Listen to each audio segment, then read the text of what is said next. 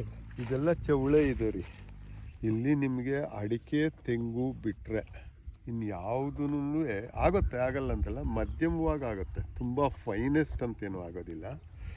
ಅಡಿಕೆ ತೆಂಗು ನೀಟಾಗಿ ಮಾಡಿದ್ರೆ ಮಾಡುತ್ತೆ. ಇದರಲ್ಲಿ ಏನಂತ ಹೇಳಿದ್ರೆ ಇವಾಗ ಈ ವೀಡ್ಸ್ ಇದೆಯಲ್ಲ, ಈ ವೀಡ್ಸು ನಿಮಗೆ ಮುಂದೆ ತುಂಬ ತೊಂದರೆ ಕೊಡುತ್ತೆ.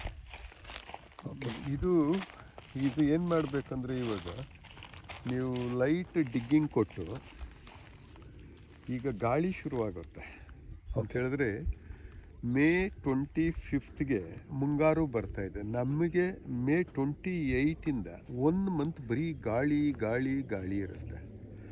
ಆ ಒಂದು ತಿಂಗಳಲ್ಲಿ ಇವಾಗ ಏನು ಮಾಡಬೇಕು, ಇಮ್ಮಿಡಿಯೇಟ್ ನೀವು JCBಯಲ್ಲಿ ಇದು ಟ್ರ್ಯಾಕ್ಟರ್ ಬಿಡೋಕ್ಕೆ ಹೋಗ್ಬೇಡಿ, JCBಯಲ್ಲಿ ಡಿಗ್ಗಿಂಗ್ ಕೊಟ್ಬಿಡಿ. ಸ್ವಲ್ಪ JCB ತಗೊಂಡು ಡಿಗ್ಗಿಂಗ್ ಹಿಂದಕ್ಕೆ ಎಲ್ಲ ಡಿಗ್ಗಿಂಗ್ ಕೊಟ್ಟು, ಆಮೇಲೆ ಪ್ರತಿ ವಾರ ಎಷ್ಟು ಅಂದರೆ ಒಂದು 12 ಗಂಟೆ ಟೈಮ್ಗೆ ಅವನು ಟ್ರ್ಯಾಕ್ಟ್ರಲ್ಲಿ ಬರಬೇಕು. 5 ನೇಗ್ಲಾಕಿ ಹಿಂಗೊಂದು ಸಾರಿ, ಆಮೇಲೆ ಕರೆಕ್ಟಾಗಿ 4 ದಿನ ಬಿಟ್ಟು, ಅಂದರೆ ಮಧ್ಯೆ 3 ದಿನ ಗ್ಯಾಪ್ ಬಿಟ್ಟು 4ನೇ ದಿನ ತಿರುಗಿ ಹಿಂಗೊಂದು ಸಾರಿ ಕ್ಲೀನಾಗಿ ಉಳುಮೆ ಮಾಡ್ತಾಯಿರಿ. ಇದೆಲ್ಲ ಇಲ್ಲ ಅಂತ ಹೇಳಿದ್ರೆ ನೀವು ಏನು ಬೆಳೆ ಇಡ್ತೀರಾ, ಬೆಳೆ ಇಟ್ಟ ಮೇಲೆ ಇಷ್ಟೆತ್ರ ಹುಲ್ಲು ಬರುತ್ತೆ, ನಿಮಗೆ ಒಳಗಡೆ ಓಡಾಡೋದಕ್ಕೂ ಆಗ್ದಂಗೆ ಆಗುತ್ತೆ.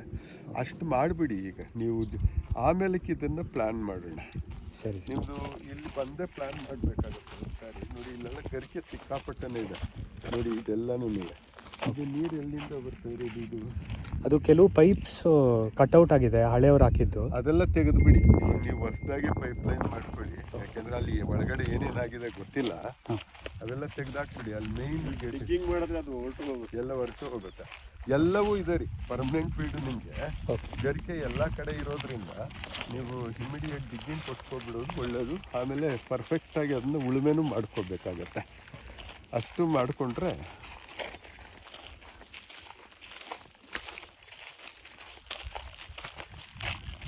ಇದನ್ನು ನೀಟಾಗಿ ಪ್ಲ್ಯಾನ್ ಮಾಡಿಕೊಡ್ತೀನಿ. ಆನಂತರ ಫಸ್ಟ್ ಇಷ್ಟ ಆಗಲಿ ಕೆಲಸಗಳು. ಆಮೇಲೆ ಏನು ಮಾಡಬೇಕು ಅಂತ ಹೇಳಿದ್ರೆ, ಇವಾಗ ಇದಕ್ಕೇನು ಸ್ವಲ್ಪ ತೆಳ್ಳಗೆ ಕೆಮ್ಮಣ್ಣು, ಇದೆಲ್ಲ ಡಿಗ್ಗಿಂಗೆಲ್ಲ ಆದ ನಂತರ ಮಳೆ ಬರೆದಿದ್ದಕ್ಕೆ ಮುಂಚೆ, ಆಮೇಲೆ ಇದು ಡಿಗ್ಗಿಂಗ್ ಆಗ್ತಿದ್ದಂಗೆ ಇದಕ್ಕೆ ಸ್ವಲ್ಪ ಮಣ್ಣು ಹಾಕ್ಸ್ಕೊಬಿಡಿ. ಒಂದು 10 ಟ್ರಕ್ ಲೋಡ್ ಇದ್ರ ಸಮಕ್ಕೆ ಬಂದ್ಬಿಡಿ. ಓಕೆ,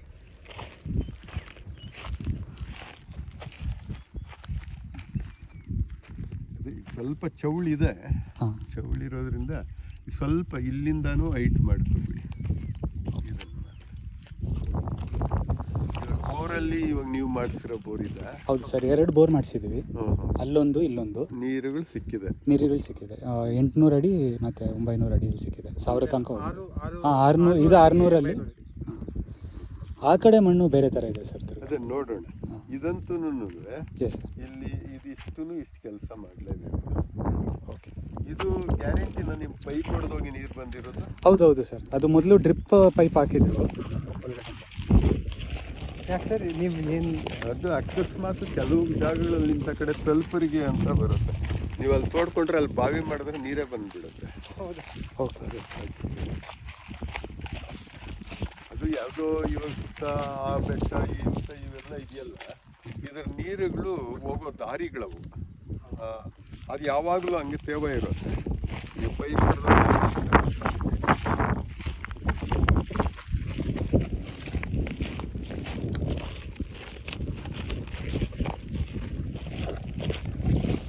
ಅಂದರೆ ಇದು ಬಿಕಾಸ್ ಏನೂನೇ ಮಾಡದೇ ಇರೋದ್ರಿಂದ ಈ ಮಣ್ಣಿಂಗ್ ಆಗಿರೋದ ಸರ್? ಇಲ್ಲ, ಇದು ಹಾಗೇನೆ. ಇದು ಚೌಳು ಅಂತ ಹೇಳಿದ್ರೆ ಮಳೆಗಾಲದಲ್ಲಿ ನೀರು ನಿಂತು ಈ ಖನಿಜಾಂಶಗಳೇನಿರ್ತವೆ ಎಲ್ಲ ಮೇಲೆ ಬಂದು ಅದನ್ನ ಚೌಳು ಅಂತ ಹೇಳ್ತೇವೆ. ಇಲ್ಲಿ ತನಕನೇ, ಇಲ್ಲಿಂದ ಮೇಲಕ್ಕೆ ಇದೆಲ್ಲ ಪರವಾಗಿಲ್ಲ. ಹಲೋ.